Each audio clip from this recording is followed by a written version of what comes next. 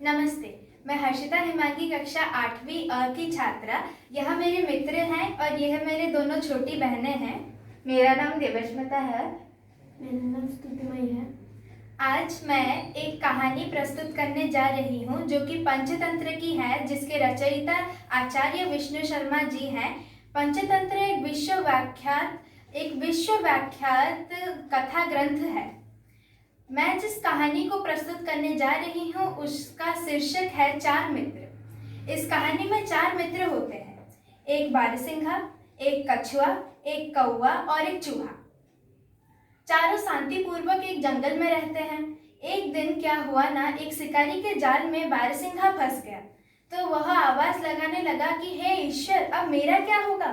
तो उसके आवाज सुनकर उसको ढूंढते ढूंढते कौवा आ पहुंचा और उससे जाकर बोला, मित्र तुम घबराओ मत, मैं अभी जाके चूहे को लेके आता हूँ, वो तुम्हें मुक्ति दिलाएगा क्योंकि वह जाल को काट देगा। तो वैसा ही हुआ, वो चूहे को लेके आया, चूहे ने जाल को काट दिया। उसी समय कछुआ आ पहुंचा। तो कछुए की उपस्थिति और सभी मित्रों के सामने बारहसिंघे ने कहा, धन्यवाद मित्रों मुझे बचाने के लिए। और फिर उसने कहा कि चलो अब यहाँ से जल्दी चले जाते हैं वरना ये शिकारी फिर से आ जाएगा। तो उसी समय ये शिकारी आ धमका। शिकारी को देखकर कौवा उड़ गया, चूहा छिप गया और बारहसिंघा छलांग लगाकर चला गया। बेचारा कछुआ फंस गया क्योंकि उसकी धीमी चाल के कारण वह जल्दी से जा न सका। फिर शिकारी ने सोचा कि चलो मेरे हाथ से बारहसिंघा तो छूट गया लेकिन कछुआ तो रह गया, आज इससे जितनी कमाई होगी उससे मेरा दिन गुजर जाएगा। इसी के साथ वह कछुए को जाल में लेकर चला गया। फिर यह तीनों मित्र चिंतित हो गए कि अब कछुए का क्या होगा, उसे कैसे बचाएं। फिर एकदम से कौवे को एक उपाय आया कि अब कौवे को बचाने के लिए हमें शिकारी को रोकना पड़ेगा। तो इसलिए उन्होंने देखा कि शिकारी किस रास्ते से जा रहा है। उससे पहले एक छोटा मार्ग से जाकर बारहसिंघा और कौवा एवं चूहे तीनों जाके पहुंच गए उस शिकारी के आगे। फिर बारहसिंघा ऐसे अभिनय करने लगा कि जैसे वो मृत हो। फिर उसके शरीर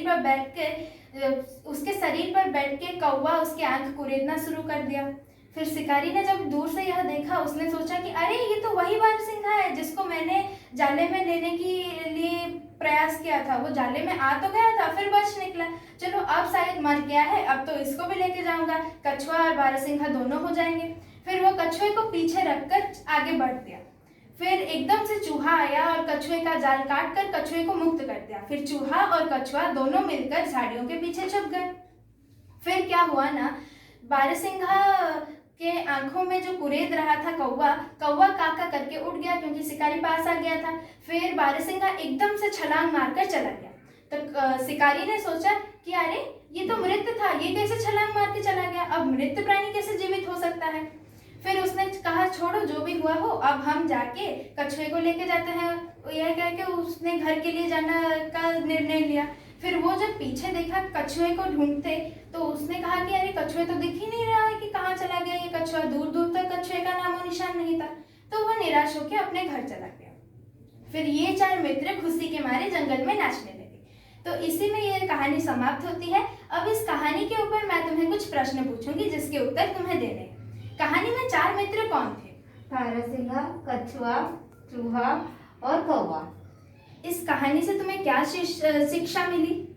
सच्चे मित्र संकट के समय तुम्हें विपत्ति से उबर कराते हैं।